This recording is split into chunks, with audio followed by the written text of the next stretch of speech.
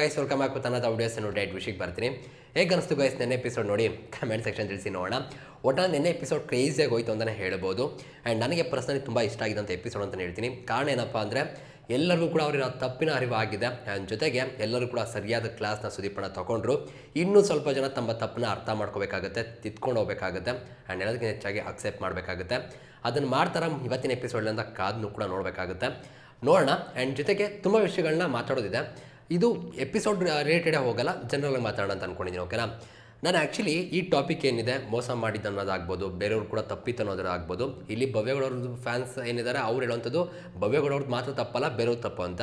ಜೊತೆಗೆ ನಮ್ಮ ಸ್ಪರ್ಧಿಗೆ ಅದು ಗೊತ್ತಿರಲಿಲ್ಲ, ಇದು ಗೊತ್ತಿರಲಿಲ್ಲ, ಹಾಗೆ ಅಂತ. ಇದನ್ನು ಬಿಟ್ಟು ಬೇರೆಯವ್ರು ಹೇಳುವಂಥದ್ದು ಅವ್ರದ್ದೇ ಮೇನ್ ತಪ್ಪು, ನಮ್ಮ ಸ್ಪರ್ಧಿಗಳದ್ದು ಏನೂ ತಪ್ಪಿಲ್ಲ, ಸುದೀಪಣ್ಣ ಅದೇ ಹೇಳಿದ್ರು ಇದೇ ಹೇಳಿದ್ರು ಅಂತ. ಬಟ್ ಇದೆಲ್ಲದೂ ಕೂಡ ನಾನು ಕ್ಲಿಯರಾಗಿ ಒಂದು ವಿಡಿಯೋ ಮಾಡಿದ್ದೀನಿ. ಐ ಥಿಂಕ್ ಅದಕ್ಕಿಂತ ಬೆಟರಾಗಿ ಇನ್ನೂ ಎಕ್ಸ್ಪ್ಲೈನ್ ಮಾಡೋಕ್ಕೆ ನಂಗೆ ಕೆಲವಂತೂ ಆಗಲ್ಲ. ಬಟ್ ನೀವು ಆ ವಿಡಿಯೋ ನೋಡಿದ್ರೆ ವಿತ್ ಆಡಿಯೋ ನಾನು ಎಲ್ಲೆಲ್ಲಿ ತಪ್ಪಾಗಿದೆ, ಹೆಂಗೆ ಭವ್ಯಗೌಡರು ಆ ಸಿಚುವೇಶನ್ ಅಡ್ವಾಂಟೇಜ್ ತೊಗೊಂಡ್ರು, ಜೊತೆಗೆ ಎಲ್ಲಿ ತಪ್ಪು ಮಾಡಿದ್ರು, ಎಲ್ಲಿ ಏನೇನು ತಪ್ಪಾಯಿತು, ಜೊತೆಗೆ ಬೇರೆ ಪರ್ಸ್ಪೆಕ್ಟಿವ್ ಅಂತ ನೋಡಿದಾಗ ಏನು ಆಗಿರ್ಬೋದು, ನಾವು ಏನಕ್ಕೋಸ್ಕರ ವೆಯ್ಟ್ ಮಾಡಬೇಕಾಗಿತ್ತು ಈ ಎಪಿಸೋಡ್ಗೆ, ಎಲ್ಲನೂ ಕೂಡ ಡೀಟೇಲ್ ಎಕ್ಸ್ಪ್ಲೇನ್ ಮಾಡಿದೆ. ಇದ್ರ ಜೊತೆಗೆ ಬೇರೆ ಸ್ಪರ್ಧಿಗಳು ಎಲ್ಲಿ ತಪ್ಪು ಮಾಡಿದ್ರು, ಉಸ್ತುವಾರಿಗಳು ಎಲ್ಲಿ ತಪ್ಪು ಮಾಡಿದ್ರು, ಇದನ್ನು ನೋಡಿ ಆಪರೆಂಟ್ ಆದಂಥ ಒಂದು ಕಾಂಪಿಟೇಟರ್ ಆಗಿದ್ದಂಥವರು ಕೂಡ ಯಾಕೆ ಸುಮ್ಮನೆ ಆದರು, ಇದೇ ಜಾಗದಲ್ಲಿ ಬೇರೆಯವ್ರು ಇದ್ದರೆ ಹಿಂಗೆ ಇರ್ತಾಯಿದ್ರ. ಇದ್ರ ಜೊತೆಗೆ ಒಂದು ತಪ್ಪು ಮಾಡೋಕ್ಕೆ ಬಿಟ್ಬಿಟ್ರೆ, ಬೇಕು ಅಂತ ಬಿಟ್ರೆ ಎಲ್ಲನೂ ಕೂಡ ನಾನು ಡೀಟೇಲ್ ಎಕ್ಸ್ಪ್ಲೇನ್ ಮಾಡಿದ್ದೆ. ಆ ವಿಡಿಯೋ ನೋಡಿದ್ರೆ ನಿಮ್ಗೆ ಕ್ಲಿಯರಾಗಿ ಗೊತ್ತಾಗುತ್ತೆ. ಆ್ಯಂಡ್ ಈ ವಿಡಿಯೋ ಕಮೆಂಟ್ ಸೆಕ್ಷನ್ ನೋಡ್ತಿರ್ಬೇಕಾದ್ರೆ ನನಗೆ ಅರ್ಥ ಆಗಿದ್ದಂಥದ್ದು, ನಮ್ಮ ಜನಕ್ಕೆ ನಾವು ಎಷ್ಟೇ ವಿತ್ ಪ್ರೂಫ್ ಮಾತಾಡಿದ್ರು ಕೂಡ ಅವ್ರ ತಲೆಯಲ್ಲಿ ಏನಿರುತ್ತೆ ಅದ್ರ ತಕ್ಕಂತೆ ಯೋಚನೆ ಮಾಡ್ತಾರೆ ಅಂತ. ಆ್ಯಂಡ್ ಅವರ ಫೇವ್ರೇಟ್ ಸ್ಪರ್ಧಿ ಅಂತ ಬಂದಾಗ ಅವ್ರು ಯಾವುದೇ ಕಾರಣಕ್ಕೂ ಅವ್ರನ್ನ ಬಿಟ್ಕೊಡಲ್ಲ ಅನ್ನೋದು ಗೊತ್ತಾಗ್ತದೆ. ನಾನು ಇವಾಗಲೂ ಹೇಳ್ತೀನಲ್ಲ, ನಿಮ್ಮ ಫೇವ್ರೇಟ್ ಸ್ಪರ್ಧಿಗಳನ್ನ ಯಾರೂ ಬಿಟ್ಕೋಬೇಡಿ. ನಿಮ್ಮ ಫೇವ್ರೇಟ್ ಸ್ಪರ್ಧಿನ ನಿಮ್ಮ ಫೇವ್ರೇಟ್ ಸ್ಪರ್ಧಿಯಾಗಿ ಅವ್ರಿಗೆ ಸಪೋರ್ಟ್ ಮಾಡ್ತಾ ಬನ್ನಿ. ಆದರೆ ಅವರು ತಪ್ಪು ಮಾಡಿದಾಗ ತಪ್ಪು, ಸರಿ ಮಾಡಿದಾಗ ಸರಿ. ಇದನ್ನು ಹೇಳಿದಾಗ ನಿಮ್ಮಲ್ಲಿ ಒಬ್ಬ ಒಂದು ವ್ಯಕ್ತಿತ್ವ ಇದೆ ಗೊತ್ತಾ. ನೀವೆಲ್ಲರೂ ಮಾತಾಡ್ತಿರಲ್ಲ ಒಂದು ಪರ್ಸ್ನಾಲಿಟಿ ಅಂತ, ನಿಮಗೂ ಒಂದು ಪರ್ಸ್ನಾಲಿಟಿ ಇದೆ. ಸೊ ನಿಮ್ಮ ಕಮೆಂಟ್ಸ್ ನೋಡಿದಾಗ ನಿಮ್ಮ ನೇಮ್ ಇರುತ್ತೆ, ಅದು ನಿಮ್ಮ ಒಂದು ಪರ್ಸ್ನಾಲಿಟಿನ ನೋಡೋರಿಗೆ ತೋರಿಸುತ್ತೆ. ಬ್ಲೈಂಡಾಗಿ ನಾವೆಲ್ಲರೂ ಕೂಡ ಸಪೋರ್ಟ್ ಮಾಡಿ, ಬೇಡ ಅಂತ ಹೇಳಲ್ಲ. ಒಂದು ಸಲ ಆದರೂ ಯೋಚನೆ ಮಾಡಿ, ತಪ್ಪಾದಾಗ ತಪ್ಪು ಅಂತ ಹೇಳಿ. ತುಂಬ ಜನ ವಾದ ಇತ್ತು, ನಮ್ಮ ಸ್ಪರ್ಧಿ ತಪ್ಪು ಮಾಡಿಲ್ಲ, ಸುದೀಪಣ್ಣ ಹಂಗೆ ಹೇಳಿದ್ರು, ಇದು ಹೇಳಿದ್ರು, ಹಾಗೆ ಹೀಗೆ, ಅವ್ರದ್ದು ಮಾತ್ರ ತಪ್ಪು. ಜೊತೆಗೆ ಅವ್ರ ಫ್ಯಾನ್ಸ್ಗಳೆಲ್ಲ ಇವ್ರದ್ದು ಮಾತ್ರ ತಪ್ಪು, ನಮ್ಮವ್ರದ್ದು ಇರಲಿಲ್ಲ, ಇವ್ರು ಮಾಡಿಲ್ಲ ಅಂದರೆ ನಮ್ಮವ್ರದ್ದು ಎಲ್ಲಿ ತಪ್ಪಾಗ್ತಿತ್ತು, ಇದೆಲ್ಲ ಬರ್ತಾಯಿತ್ತು. ಬಟ್ ನನ್ನ ಆನೆಸ್ಟ್ ರಿವ್ಯೂ ಏನಪ್ಪ ಅಂದರೆ ಈ ವಿಷಯಕ್ಕೆ ಸಂಬಂಧಪಟ್ಟಂಗೆ ಅಲ್ಲಿ ಎಲ್ಲರದ್ದು ಕೂಡ ತಪ್ಪಿತ್ತು. ಭವ್ಯಗೌಡ, ರಜತ್, ಮೋಕ್ಷಿತ, ಮಂಜಣ್ಣ, ಚೈತ್ರಕ್ಕ, ಇಷ್ಟು ಜನದ್ದು ಕೂಡ ತಪ್ಪಿತ್ತು. ಇದೇ ಫೈನಲ್ ವಿಷಯ ಹೇಳಬೇಕು ಅಂದರೆ, ಇದೇ ಸರಿಯಾದ ಕೂಡ ಅಂತ ಅನಿಸುತ್ತೆ ನನಗೆ. ಆ್ಯಂಡ್ ಇವಾಗ ಕೇಳ್ಬೋದು ಹೆಂಗೆ ಹೇಳ್ತೀಯ ಬ್ರೋ ಅಂತ. ನನ್ನ ಎಪಿಸೋಡ್ ನೋಡಿದವ್ರಿಗೆ ಕ್ಲಿಯರಾಗಿ ಗೊತ್ತಾಗಿರುತ್ತೆ. ಇನ್ಫ್ಯಾಕ್ಟ್ ನೀವೇನು ವಾದ ಮಾಡ್ತಿದ್ದೀರೋ ನಮ್ಮ ಸ್ಪರ್ಧಿ ತಪ್ಪು ಮಾಡಿಲ್ಲ ಅಂತ, ಆ ತಪ್ಪನ್ನ ಅವರೇ ಒಪ್ಕೊಂಡಿದ್ದು ಕೂಡ ನಿಮಗೆ ನೆನ್ನೆ ಎಪಿಸೋಡ್ ಕಾಣಿಸುತ್ತೆ. ಆ್ಯಂಡ್ ಯಾರ್ಯಾರು ಒಪ್ಕೊಂಡ್ರೋ ಅವ್ರ ಮೇಲೆ ನನಗೆ ನಿಜವಾಗ್ಲೂ ಒಂದು ರೆಸ್ಪೆಕ್ಟ್ ಜಾಸ್ತಿ ಆಗುತ್ತೆ. ಯಾಕಂದರೆ ತುಂಬ ಸಿಂಪಲ್ ಗುರು, ಜೀವನದಲ್ಲಿ ತಪ್ಪುಗಳು ಮಾಡ್ತೀವಿ, ಗೊತ್ತಿದ್ದು ಮಾಡ್ತೀವೋ ಗೊತ್ತಿಲ್ಲದೆ ಮಾಡ್ತೀವೋ, ಸಮಯ ಸಂದರ್ಭಕ್ಕೆ ಹಂಗೆ ಆಗುತ್ತೋ, ಏನೋ ಒಂದು ಕಾರಣ ಇರ್ಬೋದು. ಓಕೆನಾ? ಆದರೆ ಆ ತಪ್ಪನ್ನು ಒಪ್ಕೊಳ್ಳೋದಿದೆಯಲ್ಲ, ಅಲ್ಲಿ ಅವರ ದೊಡ್ಡತನ ಕಾಣಿಸುತ್ತೆ. ಆ ತಪ್ಪನ್ನ ಒಪ್ಕೊಂಡ್ರೆ ದೊಡ್ಡರಾಗಿ ಕಾಣಿಸ್ಕೋತಾರೆ. ಓಕೆನಾ? ಹಾಗಾಗಿ ಅಲ್ಲಿ ತಪ್ಪು ಯಾರ್ಯಾರು ಮಾಡಿದ್ರು ಅವರ ತಪ್ಪುಗಳನ್ನ ರಿಯಲೈಸ್ ಮಾಡಿದ್ರು. ಓಕೆ, ನಾನು ಇಲ್ಲಿ ಯಾಕೆ ಮಾತಾಡಬೇಕಾಗಿತ್ತು ಅನ್ನೋದು, ಕಣ್ಣೀರು ಬಂದಿದ್ದಂಥದ್ದು, ಉಸ್ತುವಾರಿ ಕಟ್ಟಾಗಿ ಮಾಡಿದಂತಿರೋ ವಿಷಯ, ಮತ್ತು ನನ್ನ ಮನಸ್ಸಾಕ್ಷಿ ಅದನ್ನು ಕ್ವಶನ್ ಮಾಡ್ತಾಯಿತ್ತು, ನನಗೂ ಸಮಾಧಾನ ಇಲ್ಲ ಅಂದಂಥ ಮಾತುಗಳು ಕೂಡ ಬರುತ್ತೆ ರಜತ್ ಕಡೆಯಿಂದ ಕೂಡ. ಸೊ ಇಲ್ಲೇ ಗೊತ್ತಾಗುತ್ತೆ ಅವ್ರು ಮಾಡಿದಂಥ ತಪ್ಪುಗಳೇನಿದೆ ಅದು ಅವ್ರಿಗೆ ರಿಯಲೈಸ್ ಆಗಿದೆ. ಸೊ ಇಲ್ಲಿ ನನಗೆ ಇವ್ರ ಮೇಲೆ ಒಂದು ರೆಸ್ಪೆಕ್ಟ್ ಜಾಸ್ತಿ ಆಯಿತು ಆ್ಯಂಡ್ ಖುಷಿ ಕೂಡ ಆಯಿತು. ಆ್ಯಂಡ್ ಅವ್ರ ಫ್ಯಾನ್ಸ್ಗಳು ಹೇಳೋದಿಷ್ಟೇ, ನಿಮ್ಮ ಸ್ಪರ್ಧಿಗಳೇ ಬಾಯ್ಬಿಟ್ಟೆ ಹೇಳ್ತಿದ್ದಾರೆ ಅವ್ರುಗಳಿಂದ ತಪ್ಪಾಗಿದೆ ಅನ್ನೋದನ್ನ. ಜೊತೆಗೆ ಅಲ್ಲಿ ಕ್ಲಿಯರಾಗಿ ತಪ್ಪಾಗಿದೆ ಅನ್ನೋದು ಕೂಡ ಗೊತ್ತಾಗುತ್ತೆ. ಆ್ಯಂಡ್ ನೀವು ವಾದ ಮಾಡೋದನ್ನ ಬಿಟ್ಟು ಅದನ್ನು ಅಕ್ಸೆಪ್ಟ್ ಮಾಡಿ ಮುಂದೆ ಹೋಗಿ, ತುಂಬ ಚೆನ್ನಾಗಿರುತ್ತೆ. ಸೊ ಇದನ್ನು ಬಿಟ್ಟು ಭವ್ಯಗೌಡರ ವಿಷಯಕ್ಕೆ ಬರ್ತೀನಿ. ನನಗೆ ಅರ್ಥ ಆಗ್ತಿರೋ ಒಂದು ವಿಷಯ ಏನಂದರೆ, ಭವ್ಯಗೌಡವರು ನಂಗೆ ಅನಿಸ್ತು ಆ ವಿಡಿಯೋಗಳನ್ನ ನೋಡ್ತಿರ್ಬೇಕಾದ್ರೆ ಒಂದು ಸಿಚುವೇಶನ್ನ ಒಂದು ಅನಲೈಸ್ ಮಾಡಿ ಅಲ್ಲಿರುವಂಥ ಒಂದು ಏನು ಲೂಪ್ ಹೋಲ್ ಅಂತನೋ, ಅಥವಾ ಒಂದು ಸ್ಟೋರಿ ಕಟ್ಟಾಗಿ ಮಾಡಿಲ್ಲ, ಅಥವಾ ಇವರೇನೋ ಒಂದು ಸ್ಪರ್ಧಿಗಳೇನು ಕೇಳಿದಂತಿರೋದನ್ನೆಲ್ಲ ಒಂದು ಅಡ್ವಾಂಟೇಜ್ ತೊಗೊಂಡು ಅಲ್ಲಿ ಅವ್ರು ಆಟ ಆಡಿ ಗೆದ್ದರು ಅಂತ ಅನ್ನಿಸ್ತು. ಆದರೆ ಅದು ಸರಿನಾ ಬ್ರೋ ಅಂದರೆ ನನಗಂತೂ ಅದು ಸರಿ ಅಂತ ಅನಿಸಲ್ಲ, ತಪ್ಪು ಅದು. ಓಕೆ, ನಾವು ಗೊತ್ತಿದ್ದು ಮಾಡೋದಿದೆಯಲ್ಲ ಅದು ದೊಡ್ಡ ತಪ್ಪು. ಗೊತ್ತಿಲ್ಲದಂಗೆ ಮಾಡೋವಂಥದ್ದು ಸರಿ ಅಂತ ಅನ್ಕೋಬೋದು, ಗೊತ್ತಿಲ್ಲದೆ ಏನೋ ತಪ್ಪಾಗುತ್ತೆ ಓಕೆ ಅಂತ ಬಿಡ್ಬೋದು. ಆದರೆ ಗೊತ್ತಿದ್ದು ಕೂಡ ನೀವು ತಪ್ಪು ಮಾಡ್ತೀರಾ ಅಂದರೆ ಅದು ಯಾಕೋ ಚೆನ್ನಾಗಿ ಕಾಣಿಸಲ್ಲ. ಆಯಿತು, ಇದೆಲ್ಲ ಆಯಿತು, ಇವಾಗೆಲ್ಲ ಆಯಿತು. ಇದಾದಮೇಲೆ ಕೂಡ ತ್ರಿವಿಕ್ರಮ್ ಅವ್ರ ಜೊತೆ ನೀವು ಮಾತಾಡ್ತಿರ್ಬೇಕಾದ್ರೆ ಹೇಳ್ತೀರಾ, ಇವಾಗ ಏನಾದರೂ ಅವ್ರು ಕ್ಯಾಪ್ಟನ್ ಆಗಬೇಕಾಗಿತ್ತು, ನಾನು ಅದು ಕಿತ್ಕೊಂಡೆ, ಈ ಥರ ಎಲ್ಲ ಮಾತು ಬರುತ್ತೆ ಅಂದಾಗ ನಾನು ಖಂಡಿತವಾಗ್ಲೂ ಕ್ವಿಟ್ ಮಾಡ್ತೀನಿ ಕ್ಯಾಪ್ಟನ್ಸಿನ ಅಂತ ಕೂಡ ಹೇಳಿರ್ತೀರಾ. ಸೊ ಇದನ್ನು ಭವ್ಯಗೌಡರು ಈ ವಾರ ಅಂದರೆ ಇವತ್ತು ಮಾಡ್ತಾರೆ ಅನ್ನೋದು ಕಾದು ನೋಡಬೇಕು. ಯಾಕಂದ್ರೆ ಅವ್ರು ಮಾತು ಹೇಳಿದರು, ಆ ಮಾತನ್ನ ಟೆಸ್ಟ್ ಮಾಡೋಕ್ಕೋಸ್ಕರನೇ ಅವತ್ತು ನೆನ್ನೆ ಎಪಿಸೋಡಲ್ಲಿ ಸುದೀಪಣ್ಣ ಮಾತಾಡುವಂಥದ್ದು. ಸೊ ಇಲ್ಲಿ ಕ್ಲಿಯರಾಗಿ ಭವ್ಯವ್ರು ಏನು ಮಾಡ್ತಾರೆ ಅನ್ನೋದ ಮೇಲೆ ಎಲ್ಲರ ಕಣ್ಣಿರುತ್ತೆ. ಸೊ ಕಾದು ನೋಡ. ಇದ್ರ ಜೊತೆಗೆ ನನಗೆ ಸ್ವಲ್ಪ ಬೇಜಾರಾಗಿದ್ದ ವಿಷಯ ಏನಪ್ಪ ಅಂದರೆ, ತಪ್ಪಾಗಿದೆ ಆ್ಯಂಡ್ ನೀವು ಅಡ್ವಾಂಟೇಜ್ ತೊಗೊಂಡಿದ್ದೀರಾ. ಒಂದು ಪ್ಲೇಯರ್ ಆಗಿ ಯೋಚನೆ ಮಾಡಿದಾಗ ಅಲ್ಲಿ ಬೇರೆಯವ್ರ ತಪ್ಪಿತ್ತು, ಅದನ್ನು ನೀವು ಯೂಸ್ ಮಾಡ್ಕೊಂಡ್ರಿ ಆ್ಯಂಡ್ ನೀವು ಗೆದ್ದುಬಿಡ್ರಿ, ಸರಿ ಆಯಿತು.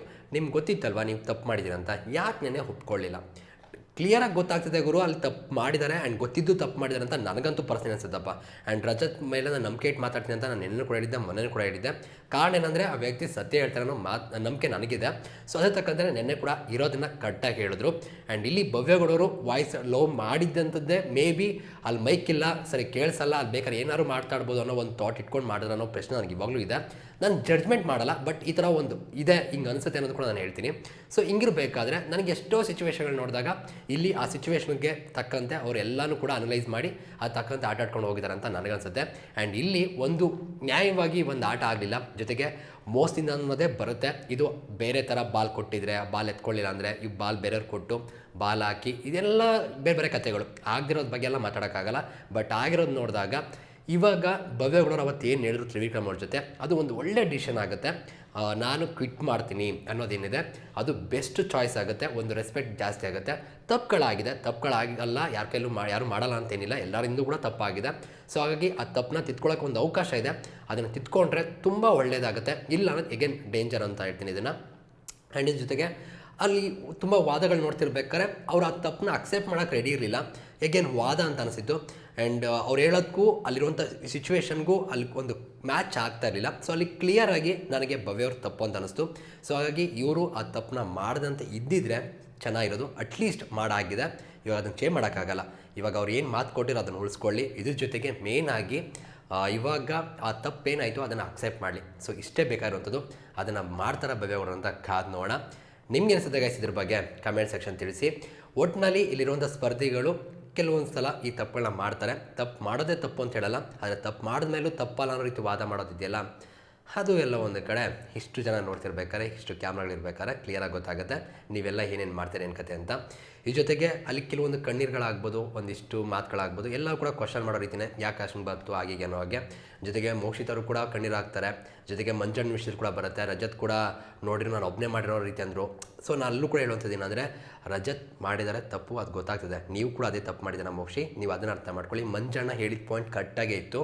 ಸೊ ನೀವೇನು ಹೇಳಿದ್ರೆ ಅದು ಪಾಯಿಂಟ್ ಕೂಡ ರೈಟ್ ಇತ್ತು. ಆದರೆ ಮಂಜಣ್ಣ ಹೇಳಿದ್ರಲ್ಲಿ ಒಂದು ಅರ್ಥ ಯಾಕಿತ್ತು ಅಂದರೆ, ನಿಮ್ಮ ಹತ್ರ ಕೇಳಿದಾಗ ನೀವು ಹೇಳಿದರೆ ಅಥವಾ ಅವ್ರು ನಿಮ್ಮ ಹತ್ರ ಕೇಳಿದಾಗ ನೀವು ಅಲ್ಲೇ ಹೇಳಿದ್ರೆ, ನಿಮ್ಗೆ ಗೊತ್ತಿರೋದ್ರಿಂದ ನೀವು ಹೇಳಿಬಿಟ್ಟಿದ್ರೆ ಐ ಥಿಂಕ್ ಇದು ಕತೆ ಬೇರೆನೇ ಆಗ್ತಿತ್ತು. ಆದರೆ ಇವಾಗೆಲ್ಲ ಆಗೋಗಿದೆ. ಬಟ್ ನೀವು ಅದನ್ನು ಅರ್ಥ ಮಾಡಿಕೊಂಡು ಲೈಕ್ ಕಣ್ಣೀರು ಹಾಕಿದ್ದಾಗ್ಬೋದು ಅಥವಾ ನೀವು ಒಪ್ಕೊಂಡಿದ್ದಾಗ್ಬೋದು, ಚೆನ್ನಾಗಿದೆ ಅಷ್ಟು ಹೇಳ್ಬೋದು ಅಷ್ಟೇ. ಆ್ಯಂಡ್ ಬೇರೆಯವರು ಅಷ್ಟೇ. ಚೈತ್ರ ಅಕ್ಕ ತುಂಬ ಒಳ್ಳೆ ಕ್ವಶನ್ಗಳನ್ನ ಮಾಡಿದ್ರು ರಜತ್ ಅವ್ರಿಗೆ. ಯಾಕಂದರೆ ರಜತ್ ಹೇಳಿದೊಂದು ಮಾತು ಮಾಡೋದೊಂದು ಮಾತು ಅನ್ನೋ ರೀತಿ ಕಾಣಿಸ್ತು. ಇಂಡಿವಿಜುವಲ್ಗೆ ಬರ್ತೀನಿ, ಹಾಗಾಡ್ತೀನಿ, ಹೀಗಾಡ್ತೀನಿ ಅಂತ ಇರ್ತಾರೆ. ಬಟ್ ಇಲ್ಲಿ ಎಲ್ಲ ಒಂದು ಕಡೆ ಫೇವರ್ ಮಾಡ್ದಂಗಿತ್ತು. ಅವರ ಜೊತೆ ಇರುವಂಥ ಸ್ಪರ್ಧೆ ಆಗಿರೋದ್ರಿಂದ ಅಥವಾ ಗೊತ್ತಿರೋದ್ರಿಂದ ಅಲ್ಲೆಲ್ಲ ಒಂದು ಕಡೆ ಬಿಟ್ಕೊಟ್ರು ಅಂತ ಅನ್ನಿಸ್ತು. ಸೊ ಅದೆಲ್ಲ ಒಳ್ಳೆ ಲಕ್ಷಣಗಳಲ್ಲ. ಸೊ ಅದು ಕ್ಲಿಯರಾಗಿ ಗೊತ್ತಾಗ್ತಿತ್ತು. ಆ್ಯಂಡ್ ಅವ್ರನ್ನ ಕ್ಯಾಪ್ಟನ್ ಮಾಡಿ ಇವ್ರು ಆಚೆ ಹೋಗಂಗಾಯಿತು. ಸೊ ಹಾಗಾಗಿ ಇದನ್ನೆಲ್ಲವೂ ಕೂಡ ತುಂಬ ಕನ್ಸಿಡರ್ ಮಾಡಬೇಕಾಗುತ್ತೆ. ತುಂಬ ವಿಷಯಗಳಿತ್ತು. ಆ್ಯಂಡ್ ನನ್ನ ಪ್ರಕಾರ ಇಲ್ಲಿರುವಂಥ ಎಲ್ಲರೂ ಕೂಡ ಆ ಪರ್ಸನಾಲಿಟಿ ಅನ್ನೋದನ್ನ ಬಿಡ್ತಾ ಇದ್ದಾರೆ ಅನಿಸುತ್ತೆ. ವ್ಯಕ್ತಿತ್ವಗಳನ್ನ ಬಿಟ್ಟು ಆಡುವಂಥ ಅವಶ್ಯಕತೆ ಇಲ್ಲ. ತುಂಬ ಇಂಪಾರ್ಟೆಂಟ್ ಆಗುತ್ತೆ ಗುರು ವ್ಯಕ್ತಿತ್ವ ಅನ್ನೋಂಥದ್ದು. ಆ್ಯಂಡ್ ಆಟ ಅಂತ ಆಡಿ ತಪ್ಪಲ್ಲ, ಬಟ್ ನೀವು ವ್ಯಕ್ತಿತ್ವಗಳನ್ನ ಬಿಟ್ಬಿಟ್ಟು ಆಟ ಆಡ್ತೀನಿ ಅಂದಾಗ ಚೆನ್ನಾಗಿ ಕಾಣಿಸಲ್ಲ. ಎಲ್ಲ ಒಂದು ಕಡೆ ಮಂಜಣ್ಣ ಪಾಪ ನಂಬಿಕೆ ಇಟ್ಟು ಇದು ಮಾಡಿದ್ರು ಅಷ್ಟೇ.